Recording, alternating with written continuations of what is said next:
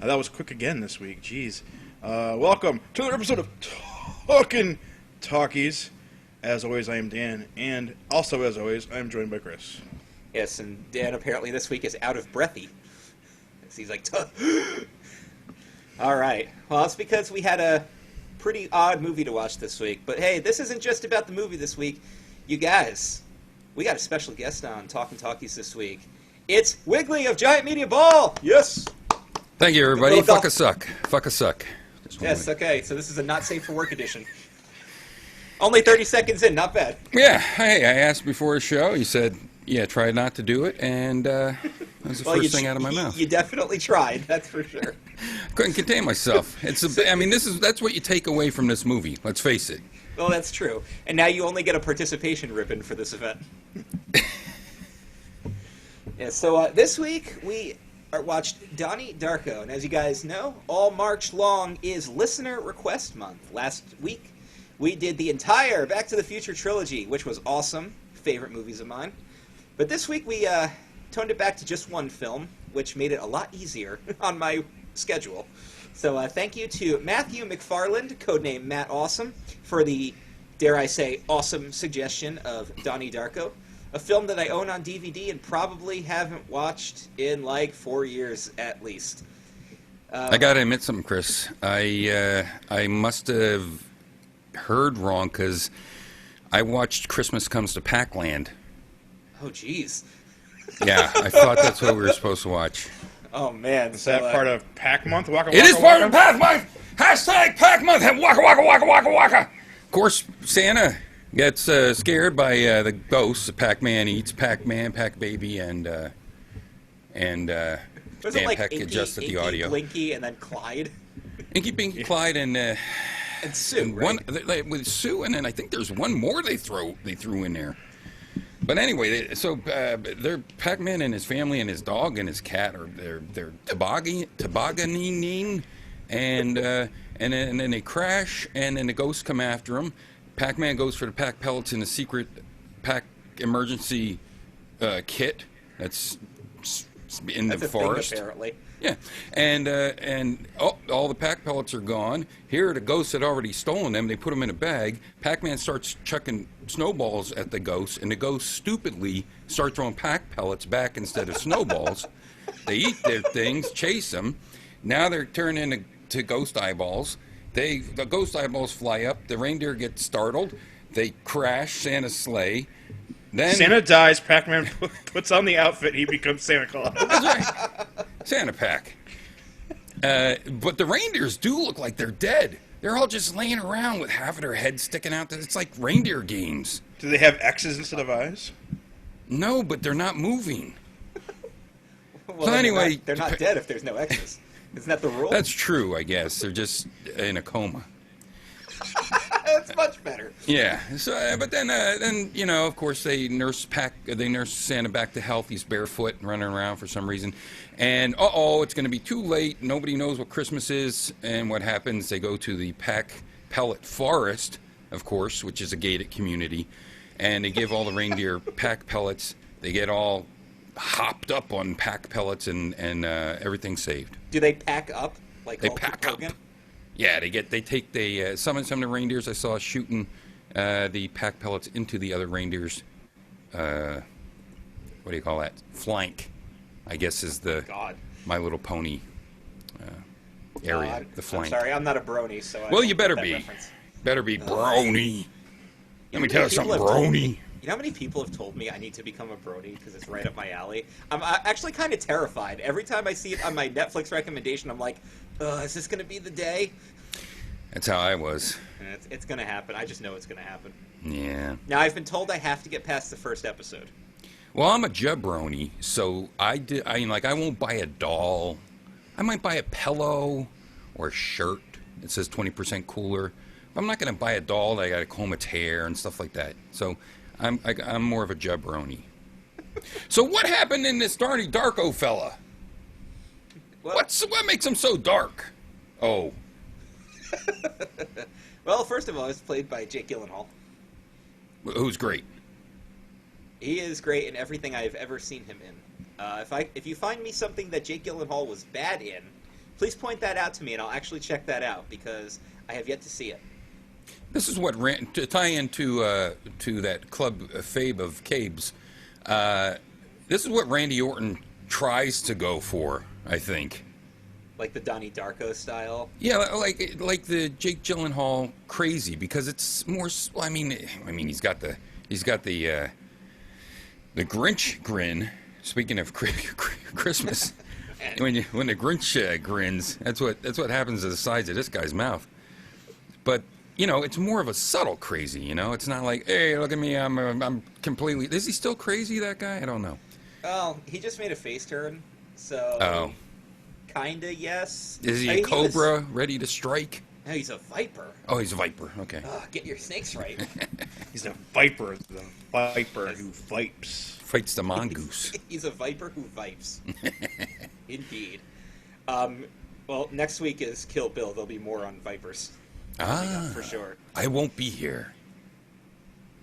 Well, you never know. I won't get invited back to anything I'm on. Spoiler alert. This guy... It's that Pac-Man Christmas special. I don't know. I mean, I might want to hear more about that. I watched Donnie Darko again, even though I thought I was pretty cool on it. I watched S. Darko, and I also watched Harvey, 1950s Harvey, starring one James Stewart. Now, I have never seen S. Darko, and that's mostly because I've never heard a positive review about it. And you won't. Okay, so am I better not seeing it, or should I just check it out to check it out? The next time you're ready to watch Donnie Darko, watch S. Darko first. And that will make you and I'm not saying this to be a wise ass. It really will make you appreciate Donnie Darko so much more and realize the intricacies and the specialness of Donnie Darko as opposed to what it could have been like S. Darko. Gotcha. Okay. On a scale of 2 to 12, S. Darko scores a none. Well, that is a hell of a review. Yeah. All right, so the date is October 2nd, 1988. Vote Dukakis. The place is Middlesex, Virginia, which is supposedly not a real place, although I've totally heard of Middlesexes, and I've absolutely heard of Virginia. So I know that's real. But can't they have middle sex when they're virgins? It's a side hug. A naked side hug? Mm-hmm. Awkward boners. Yes. So, Donnie Darko is a troubled teenager. He's very odd. He's on a lot of medication. He's in therapy. And his family, I mean, his parents are just kind of like, they're kind of just jokesters. They laugh at a lot of shit that he says, including when they're basically swearing at the table. What's a fuck ass? And his dad stifles a laugh. So I should tell you all about the stability of this family right away. His sister's trying to get into college, his older sister, and then his younger sister is competing in a dance troupe. Yes, win a Samantha. competition. Samantha. Which would be the S. That is S. Darko. That's right. In S. Darko. 10 years later. So, Donnie is chilling out in his room, going to sleep, and watching a Ronald Reagan speech. And he hears this weird voice that leads him outside, kind of an awkward, demonic voice, and it's this figure in a really hideous rabbit costume, whose name is Frank the Rabbit. And he says that the world is going to end in 28 days, 6 hours, 42 minutes, and 12 seconds, which is related to the lunar cycle. Little piece of trivia there. Because he led Donnie outside of his bedroom, he actually saves Donnie's life, as a jet engine crashes into their house and lands right in his bedroom, right on his bed where he would have been sleeping. And this is revealed after his sister sneaks back in, his father's passed out, and this jostles everybody awake. But the mysterious thing about the jet engine is that nobody knows where it came from. They can't locate an airplane that is missing an engine, and the serial number appears to be scratched off, so they have to sign all these non-disclosure things about not discussing it, which Donnie thinks is funny because he's like, so basically we have to sign a non-disclosure to discuss something that we don't even know. That nobody knows, yeah. Maybe the engine was lost in time. Ooh. Spoilies. Yeah. 2 time travel movies in a row. Yeah, we really did. his older sister Elizabeth, by the way, is played by Maggie Gyllenhaal. So that's kind of something cool to throw out there as far as trivia goes. We also know that Donnie is seeing a psychotherapist named Dr. Thurman. This is Catherine Ross's character. And he starts kind of confiding in her about these visits from Frank. You know, is Frank real? Is Frank imaginary? Who is Frank? What is Frank? And is Frank behind some of Donnie's actions, which we're going to start talking about I know, but here. Frank's father saved the planet on Independence Day, in Independence Day. He did. He certainly did. He said, in the words of my generation, people try to put us down.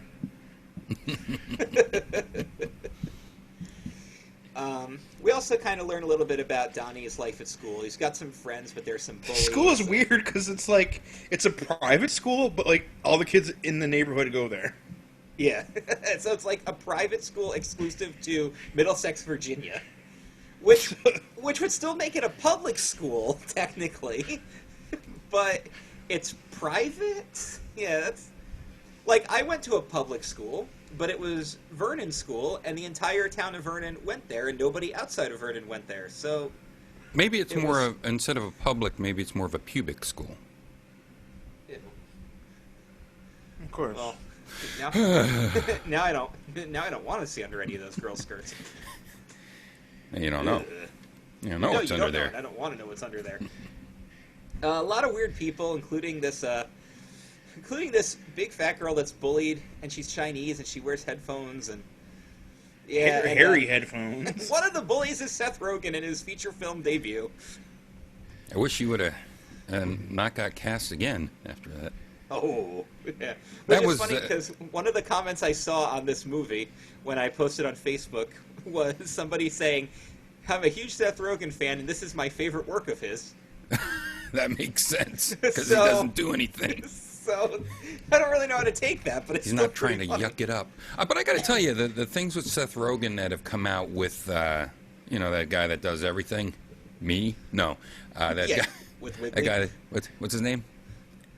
This is the end and stuff like the that. director Evan Goldberg. No, the fella. James Franco. James Franco. Yeah. So the stuff he's done with him has actually been good, mostly because he's playing himself, and that's what he's good at. Right. Well, This Is the End was hilarious, but that's because they were all bastardized versions of themselves. Yeah. And Michael Cera was the star of that movie. Fantastic. Yes, but so good old Donnie here. We're learning a little bit about his life, and he's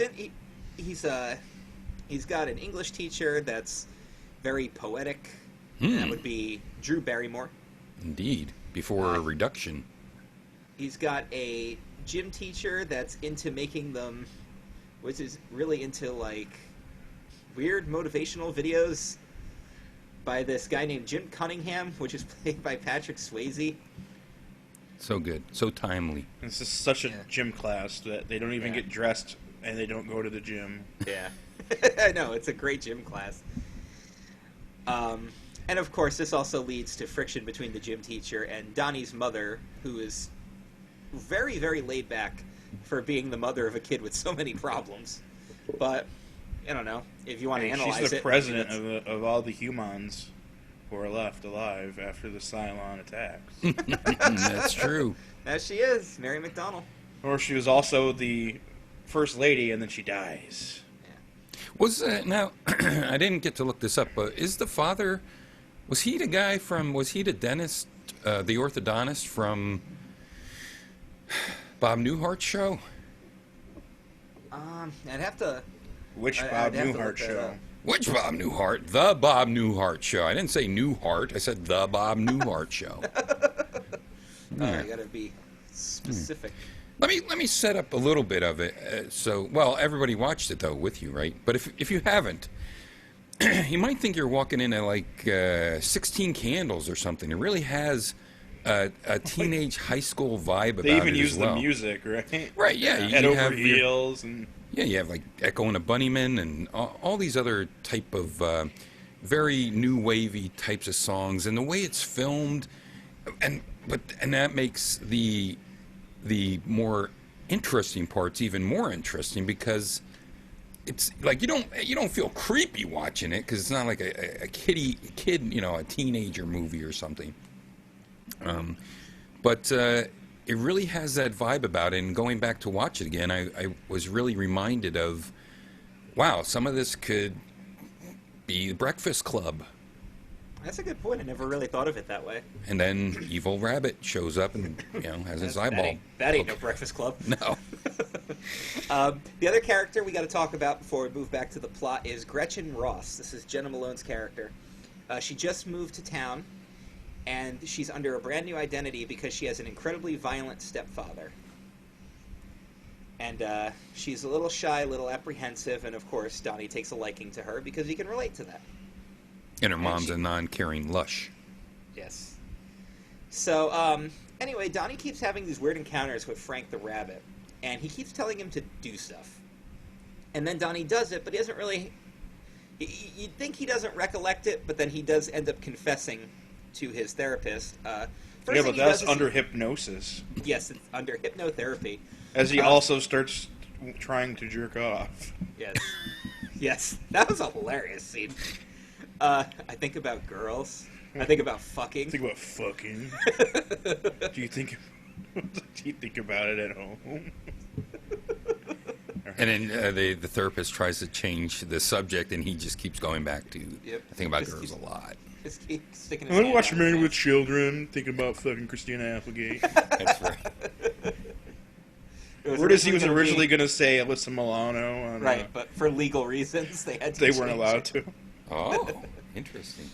Yes. So, Which I would prefer Alyssa Milano. yeah. That's just I would. me. I think I would, too. So, She's got Donnie- that weird chin bump, though. What is that? Eh, A little chin thing that happens. I'm not looking at her chin. So. Okay, gotcha. So Donnie floods his school by taking out a water main, and because Frank told him to. Now, of course, he denies this, and one of the bullies is being accused of it, and doesn't take too kindly to that. And he pulled out a freaking switchblade, and I'm like, jeez. Yeah, that's I a got little bullied in intense. school, but damn, son. Yeah, I never got a switchblade pulled on me, that's for sure. Donnie also burns down Jim Cunningham's house, which the cops end up discovering kitty porn. A hidden kitty porn A dungeon. hidden kitty porn room, so he gets arrested over that. This is after Donnie basically tells him off at a live motivational speech. Pretty much tells him to go fuck himself. So good. So good. I think you're the fucking Antichrist, he says. Yeah. And during this time, Donnie also gets really interested in time travel because Frank brings up the subject. So he goes to his science teacher, which is Noah Wile's character, who also eats hard candy throughout the film because Noah Wile decided he was going to be diabetic. He's just like, hey, my character's diabetic. All right, cool. So It's just he needs a reason to eat candy the entire time. I think that's pretty much it. So he gives him this book called The Philosophy of Time Travel, written by Roberta Sparrow. And Donnie's like, I know who that name is. Oh, that's the old lady who every day walks to her mailbox and stops in the middle of the street and almost Grandma gets Death. run the fuck over. Grandma Death. But it's the same woman. I like the scene where he's hanging out with his friends on the hill, and they can oversee her house. They're doing live commentary of her constantly walking Yes. back to Is there Mailbox. mail today? Oh, wait. Maybe there's mail now. That is such a cool little part of their hangout, their fort, their club.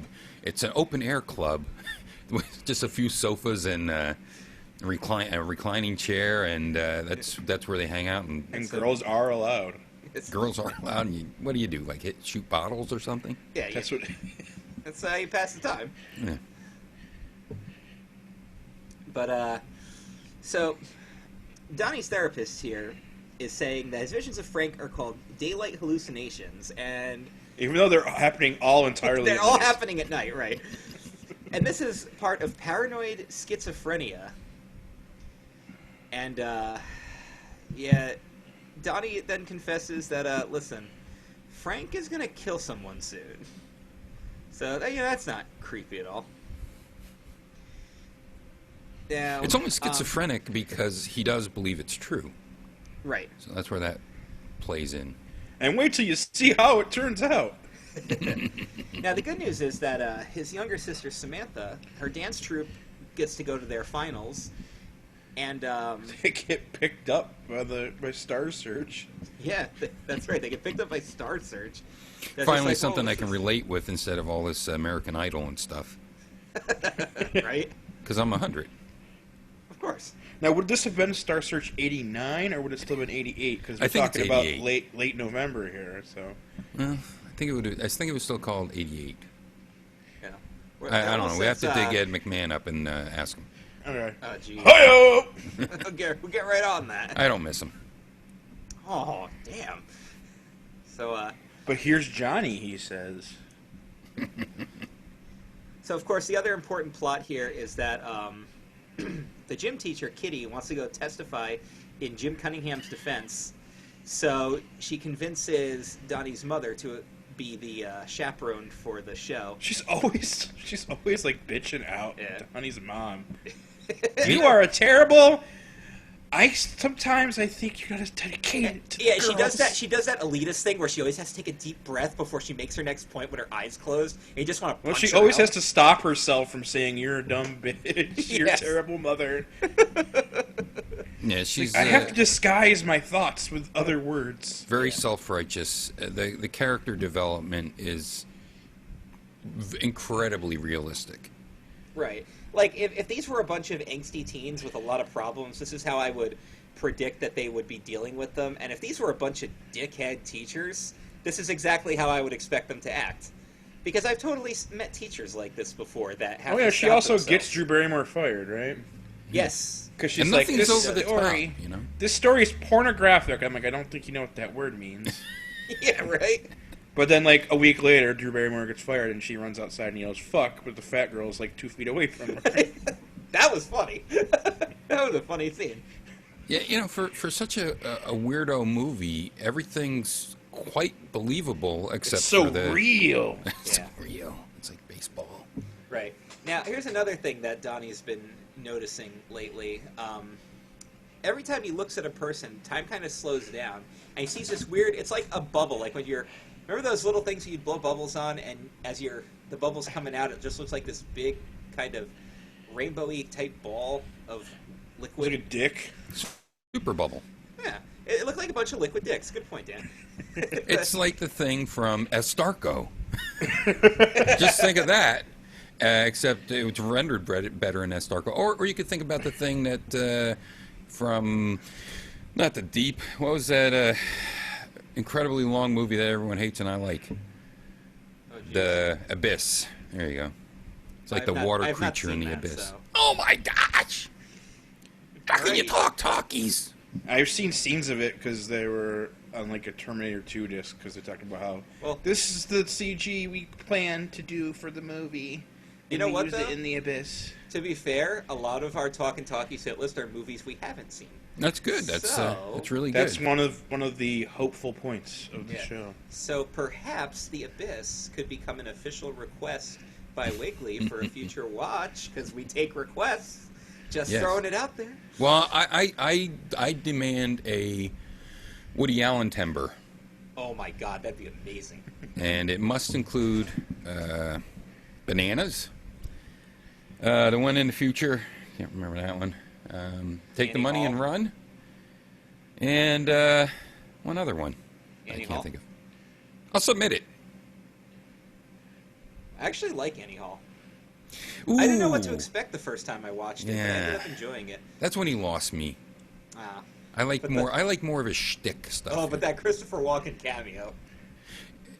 Yeah, there definitely are still moments in those. I know everything you wanted to know about Sex, but We're Afraid to Ask, because that also has Gene Wilder in it. So, and his section is fantastic. We've had a lot of Gene Wilder on this show already. Thanks, Mel Brooks. He's so good.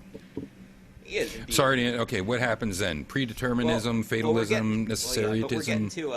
We're getting to the big conclusion here, because now Donnie and his sister are alone. They're going to have a Halloween party to celebrate her acceptance into Harvard. And I love that one of his friends is dressed like Hulk Hogan in like the cheapest Hulk Hogan costume ever. He's wearing panties over regular shorts. It's like this type of ghetto Hulk Hogan costume that you would make when you were a kid, though. Yeah, That's exactly his what I mustache would've is a done. gray mustache because I guess he couldn't find it, like a Yeah. a blondish one. Right, but this is the part where Gretchen arrives at the party and says her mom has disappeared, and Donnie suddenly realizes this is only a few hours before Frank's proposal that the world is going to end. So he's better like, get laid. Yeah, he's like, all right, we gotta do this now. And right, he says comes to a lot of temptation. He smokes, he drinks, and he has premarital sex. All things that Cunningham mentioned And, in his monologue. Right, and the movie he took Gretchen to was Evil Dead. But what else was playing at the theater? The Last Temptation of Christ. Mm-hmm. And he absolutely submits to temptation. So he goes to try to find Roberta Sparrow, but he actually finds the two bullies are robbing their house with the stereotypical pantyhose on the head. Which Seth Rogen's character takes off immediately. Yeah, immediately. And Alex Greenwald's character just gets his pulled off. The fight spills out into the street, and here comes the Pontiac Trans Am from the opening scene of the movie, by the way. Swerves to avoid Sparrow, who's once again in the middle of the street, going to get her mail, and runs over Gretchen and kills her. The driver gets out of the car, and it's the bunny suit. And it's Frank, Elizabeth's boyfriend. And Donnie, holding a pistol that he took from his parents' house, shoots him in the right eye. Right in the eye. Right in the eye. Now, earlier, when he had met Frank in the theater, he took off the mask, and he didn't have a right eye. It was as if it had been gouged out, like something had happened to it. Also, earlier than that, when he met Frank with that weird, force field around him, he mockingly stabbed him in the eye and took out his right eye. So, all that symbolism's coming around here. Well, this is where it kind of gets really confusing. As if it wasn't confusing already. So, Gretchen is dead. Donnie just killed Frank. And he's back into the hills where he was at the beginning of the movie, watching this airplane descend from above. And the plane has his family on it. As an engine blows out. There's like a weird vortex in the sky. Yeah, it's this weird vortex. And all the events reverse. And Donnie's back in bed. It's October 2nd, and he realizes what's happening and just starts laughing uncontrollably. The jet engine crashes into his bedroom, and all the characters that you've met throughout the movie, wake up. Some of them are in, a confused state. Some of them, they just had a nightmare. And all of them seem like they're just waking up from something. And they are. They are. They're waking up from time travel. Almost a month of time travel. Yep. Yeah, I think we failed to mention when in that movie theater scene, Frank the bunny shows Donnie about the wormholes that can appear anywhere in this one happens to appear in the movie screen, and you can go down these tubes, and that's sort of this the swirling thing that the plane is getting stuck in, and they're obviously going to crash. So that's when Donnie realizes he has to drive up a hill towards this vortexy thing, and instead of making him go through, time bandits or whatever, they just roll the film backwards, as you mentioned, and then he decides to take one for the team. Yep, he saves the world by giving his life. Which It's is the funny, 'cause phenomenology of agency. Yeah, earlier when they're like Donnie Darko, that almost sounds like it's a superhero name, and he says, "Well, what makes you think I'm not?" He turns out to be a superhero in the end because he made the ultimate sacrifice. And his girlfriend goes on to win the Hunger Games.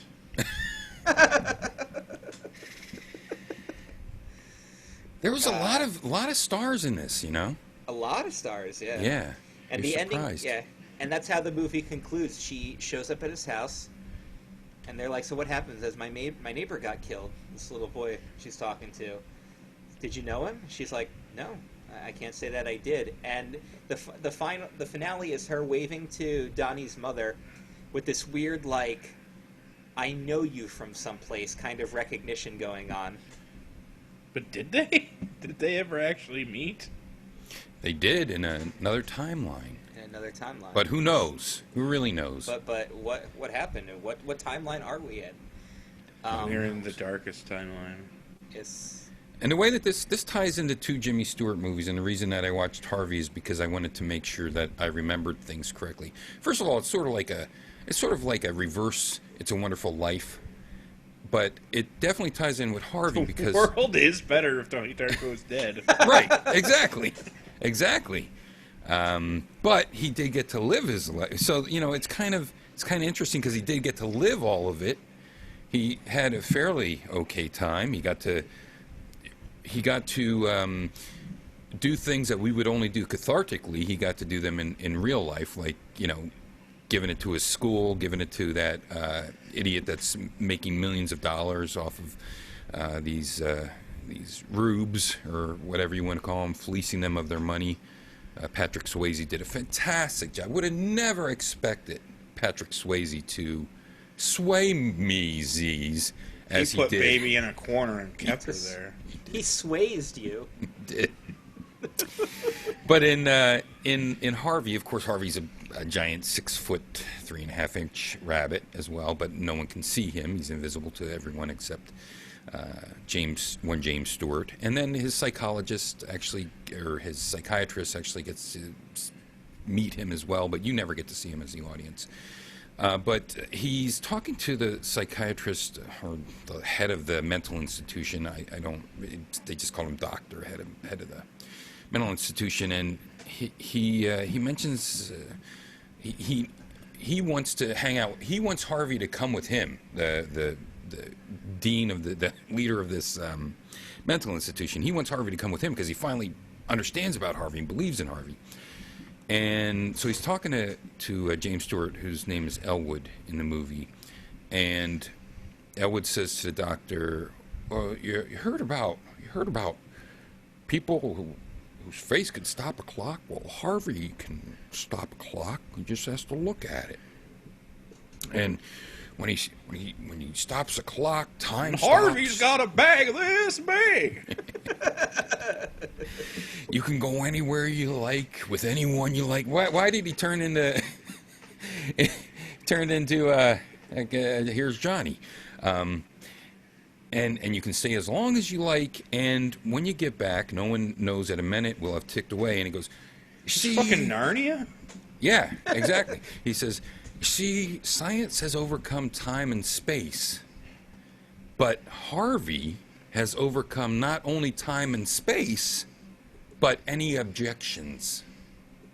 So that's so it's a combination of 2 Jimmy Stewart movies, in my opinion, plus 16 Candles. Yeah, it's a cool way to look at it. But all with very good twists. Now, one of the main things I also like about this movie a lot is that it doesn't say Donnie Darko got to use 25% of his brain instead of 10%. I can go through time worms. Which has been way too overplayed in a couple of recent blockbusters, too. It's just so ridiculous because we use all of our brain. I've gone into this on a Wiggly World. But besides that, I'm glad that it's not that. I mean, it does get a little theological, but that's okay because we're talking about determinism. So there's theological determinism, there's biological determinism, there's predeterminism, fatalism, hard incompatibilityisms, and a whole bunch of other isms. And that's where this thing that comes out of the people shows where they're going to go in. It's sort of like predeterminalism. But I am thirsty. I'm going to get a beer. Exactly. So it's all about agency, those aspects, and it's about changing your mind, really trying to capture free will. But the only way to do that is to somehow bend time and kill yourself. And kill yourself. Yeah, exactly. Christmas comes to Pac-Land. Waka waka waka. Yeah. Waka waka waka waka Pac-Man. So and the last thing I'll say about it is in S. Darko, there's a lot of laying down. S. Darko, too many people decide to be altruistic, perhaps, if that's what we want to call what Donnie did. But the fuck-a-suck of Donnie Darko, that part of S. Darko would be when the one character says to the other, "What do you think God's farts taste like?" And S. Darko replies, "Marshmallow Peeps." Thank you. I do a lot of work for Just Born. Chiz is the brand manager of Peeps. Good night, everybody. I consider that a hit. I'm putting it on the reel. I also failed to mention that the actress who plays S. Darko is the little girl from The Ring, also Lilo. Yeah, she is Lilo, and she is the Ring creepy. So she plays a great creepy person in the second one. But like I said, watch it. It's not as long as Donnie Darko. Right. Watch it, but watch it before the next time you watch Donnie Darko. Okay, so it was at least worth checking out. We got one interactive comment from the man who requested the film. Matt Awesome said that it was one of those DVDs that he got as a gift shortly after it came out. He watched it, and at the end he's just like, wait, what? He's like, so I watched it a few more times, so it would make sense, and it became his all-time favorite movie. When he was 18, he's 31 now, he got the Frank the Bunny tattoo, which was his first tattoo. So you can tell he is definitely a fan of this movie. He's a fan of the director's cut, which I haven't actually seen. I will definitely want to check that out. Maybe I'll do the S. Darko and then follow it up with a director's cut. Yeah, like I said, you're probably not going to like S. Darko. I've never seen a good review, as you mentioned. It isn't. But I'll go good. into it with an open mind. So, and more importantly, as a sort of like it's sort of like the sherbet. It's a palate cleanser. Right. Shows you how good other things could be. Yeah. And Matt also wants to point out that he was a Donnie Darko fan because before it became Hot Topic cool. So, is it Hot Topic cool?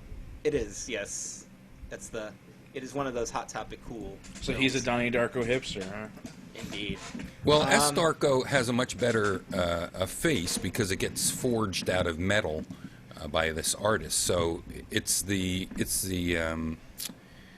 same type of mask, but it's all made out of metal. So it's like steampunk Frank. Steampunk Frank. But he's a bunny that needs steam power. Yeah. Well, I've seen Steampunk Pikachu before, so I'm not surprised by anything. Reminds me of that one episode of Monster High. Oh no, where... Monster High again. I'm a rock and roll. I'm a rock and roll. Hey, before I was a video game. I was pinball. You were a before pinball? I was a video game. I was a pinball. I did laugh my ass off at your Monster High comments at the Pie Crust this week. I don't know why that came out. Before we get to Dan's cool facts, I just got two little facts that I enjoy talking about this movie.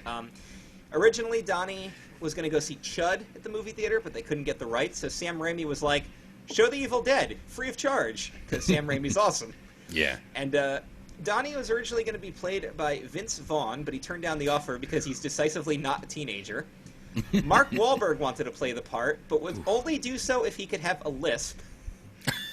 Then they moved on to Jason Schwartzman, but scheduling conflicts did not allow that to happen, so they ended up with Jake Gyllenhaal. I can just I'm just trying to imagine Mark Wahlberg with a lisp. I don't see that coming out well at all. No, I even don't. if he got the part, which would stink. But yeah, just I Jake think we've Gyllenhaal. got a transformer.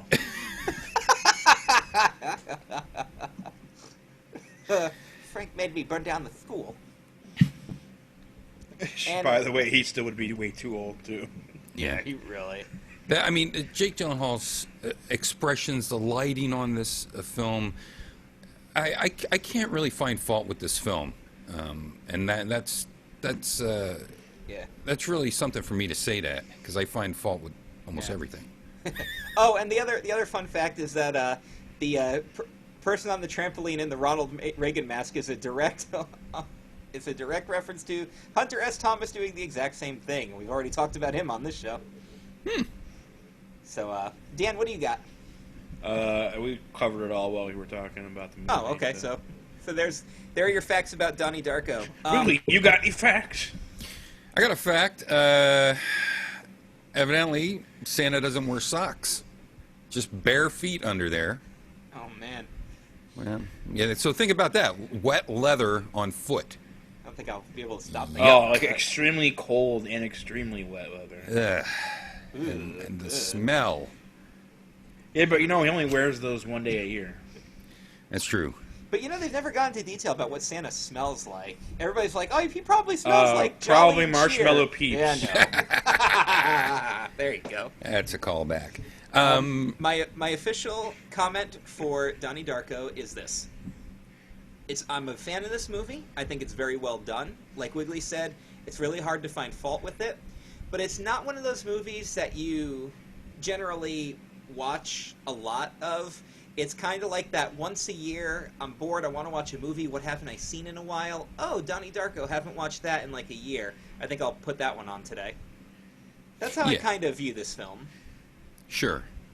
Because it does have twists, and it does have elements that once you're exposed to them, then that's the end of it, Yeah, it loses the initial impact, but it's cool to go back and watch it again with a fresh mind.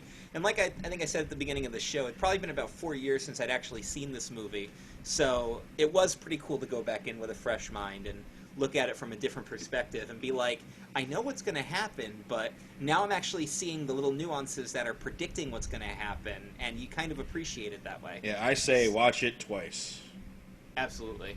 And because it is so good, that's another reason you can go back to it. I mean, you can still go back to that I see dead people thing. Right, but I actually knew the twist of that movie before I ever saw it for real. Oh, but it didn't matter because I still liked the movie.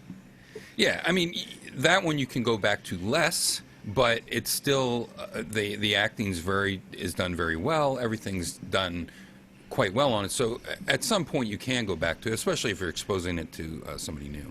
Right. Like one of my favorite movies, and I know that Dan has chosen not to do this on the show in the future, just for personal preference, is American History X.